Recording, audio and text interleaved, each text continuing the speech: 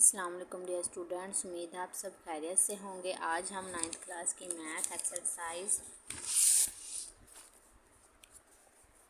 1.2 का question number हम 3 करेंगे। Find the value of x in each of the following. हमने एक्स की वैल्यू फाइंड करनी है इन सब क्वेश्चन में। तो सबसे पहले फर्स्ट ऑफ ऑल हम देखेंगे ये थोड़े से फार्मूले, बेसिक से फार्मूले हैं, आपने इनको याद कर लेना है। ये हमारे पास log b x equal to y हमारे पास लोगरिथम फॉर्म में है, और ये हमारे पास एक्सपोनेंशियल फॉर्म है, और ये हमारे पास एक्सपोनेंशियल फॉर्म के कुछ लॉज हैं।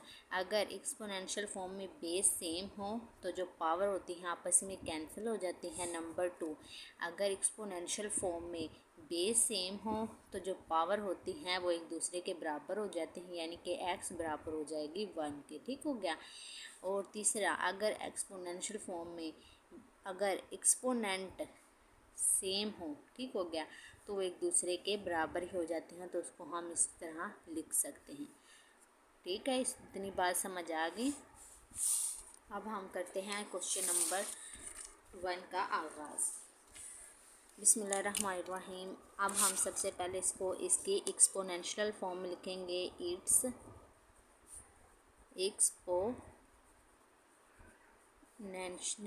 Exponential form is. ठीक हो गया। सबसे पहले एक्सपोनेंशियल फॉर्म में लिखेंगे। एक्सपोनेंशियल फॉर्म में लिखने का फॉर्मूला मैं आपको बता देती हूँ।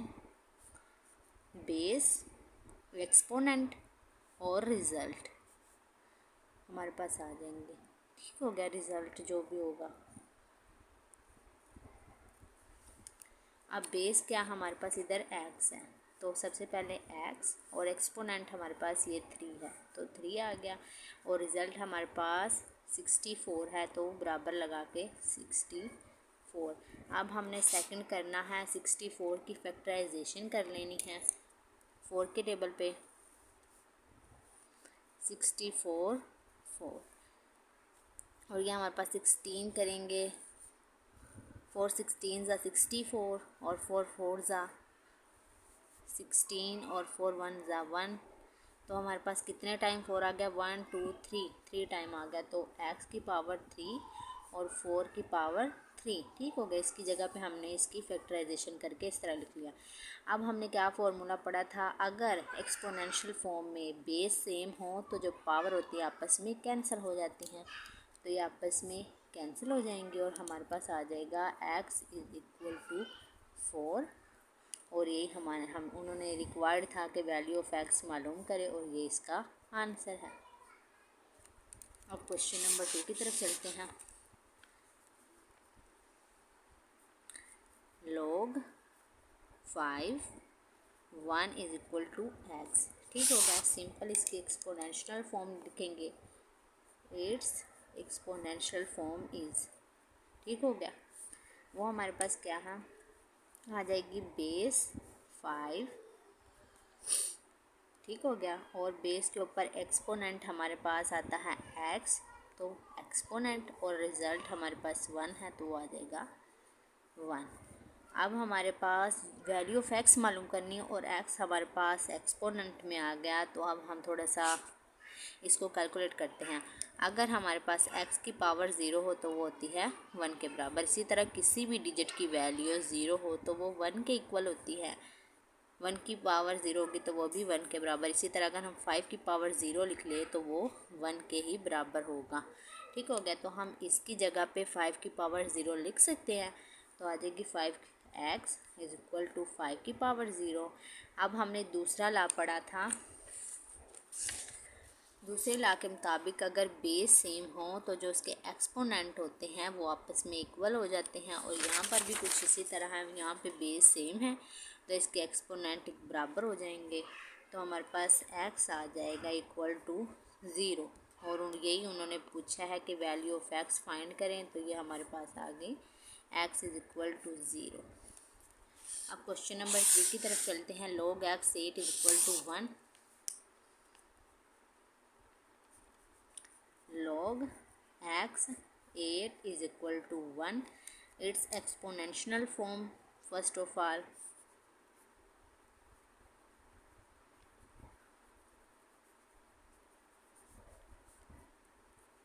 ठीक हो गया। सबसे पहले आपने लिखना है इट्स एक्सपोनेंशियल फॉर्म। अब उसके बाद हमने इसके एक्सपोनेंशियल फॉर्म लिखेंगे बेस जो कि x है और जो एक्सपोनेंट 1 है और रिज़ल्ट हमारे पास 8 है। ठीक हो गया। अब यहाँ पे एक और फार्मूला यूज़ हुआ है, वो ये वाला उन्होंने यूज़ किया है कि अगर एक्सपोनेंट इक्वल हो दोनों, यानी कि 8 की पावर 1 और x की पावर 1 हो, तो जो हमारे पास बेस होती हैं वो इक्वल हो जाती हैं। ठीक हो गया। इसी तरह यहाँ पे भी अगर हम लिख दें x की पावर 1 इक्वल टू 8 की पावर 1, तो ये हमारे पास एक्सपोनेंट सेम हो गए, तो ये बेस भी सेम हो जाएंगी, तो x इज़ इक्वल टू 8, और यही उन्होंने हमसे पूछा है। ठीक हो गया। अब क्वेश्चन नंबर 4 करते हैं।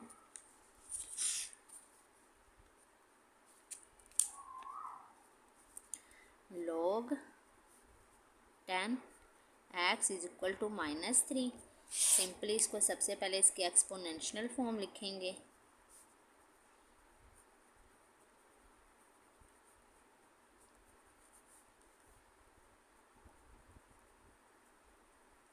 तो हमारे पास आ जाएगा बेस यानी कि 10, एक्सपोनेंट इसका -3 आ गया और x हमारे पास इसका रिज़ल्ट है। तो अब हम क्या करेंगे, इसको इस तरह भी लिख सकते हैं x इज़ इक्वल टू 10 की पावर -3। ठीक हो गया।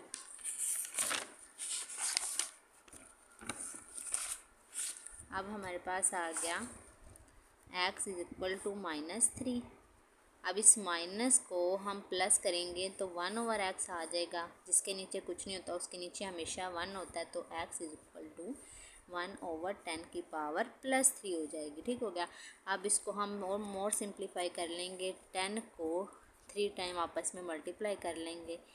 10 1 ज़ा 10, 10 10 ज़ा 100, और 10 100 मल्टीप्लाई 10 तो हमारे पास आ जाएगा 1000, तो हमारे पास आ गया x इज़ इक्वल टू 1/1000, और यही हमारे पास x की वैल्यू है।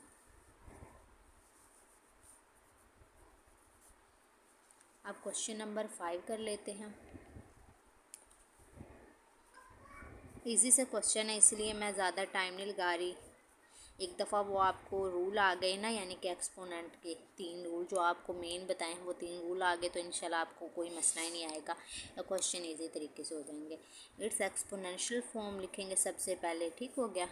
और उसके बाद हम लिख लेंगे बेस हमारे पास 4 आ रही है, एक्सपोनेंट हमारे पास 3/2 आ रहा है, और रिज़ल्ट हमारे पास x आ रहा है। उसको r करके और मोर सिंप्लीफाई कर लेंगे, x इज़ इक्वल टू 4 की पावर 3/2, और हम लिखते हैं x इज़ इक्वल टू 2 की पावर 2 लिख लें तो 4 ही बन गया, और 3/2, तो ये 2 इस 2 से कैंसिल, तो हमारे पास बाकी बच गया x इज़ इक्वल टू 2 की पावर 3, और जब 2 को 3 टाइम आपस में मल्टीप्लाई करेंगे तो वो हमारे पास 8 आता है, तो x इज़ इक्वल टू 8, और यही हमारे पास इसका आंसर है। अब क्वेश्चन नंबर हमारे पास है 6, लास्ट क्वेश्चन है इस एक्सरसाइज का भी और इस क्वेश्चन का भी। log 2 1024 is equal to x। ठीक हो गया। सिंपली हमने क्या करना है, इसके एक्सपोनेंशियल फॉर्म लिखनी है। हमारे पास आ जाएगा बेस हमारे पास 2 है, एक्सपोनेंट हमारे पास x है, और हमारे पास रिज़ल्ट हमारे पास 1024 है। ठीक हो गया। अब 1024 की हम फैक्टराइजेशन कर लेंगे सिंपली। 2 के टेबल पे करेंगे, ये आ जाएगा 2 5 ज़ा 10, 2 1 ज़ा 1, 2 2 ज़ा 1, और 2 2 ज़ा 4। फिर 2 के टेबल पे कर लेंगे, 2 4 ज़ा 2 2 ज़ा 4, 1 इधर आ गया तो ये बन जाएगा 11, और 1 एक इधर चला जाएगा तो 10 बन गया, और 5, और यहाँ पर आ जाएगा 6। फिर 2 पे 2 1 ज़ा 1, फिर 1 इधर, फिर 2 2 ज़ा 4, फिर 2 8 ज़ा 16, फिर 2 पे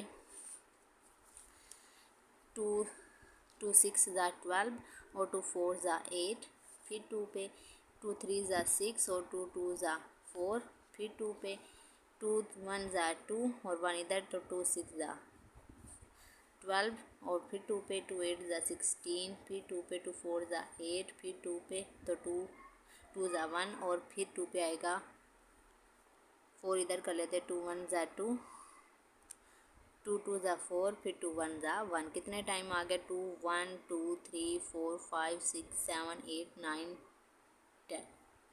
ठीक हो गया, यानी कि ये वाला इधर से कैंसिल होकर इधर कर दिया तो 1 2 3 4 5 6 7 8 9 10 टाइम आ गया 2। तो आ जाएगी 2 की power x is equal to 2 की पावर 10। अब हमने ये भी पढ़ा था इसके लॉ में कि अगर एक्सपोनेंशियल लॉ के मुताबिक अगर बेस सेम हो तो जो उनके एक्सपोनेंट होते हैं वो इक्वल आ जाते हैं। तो simple x is equal to 2 और यही उन्होंने बोला था कि फाइंड ऑफ x, तो यही हमारे पास आंसर है। तो थैंक यू सो मच, अल्लाह हाफिज़, टेक केयर।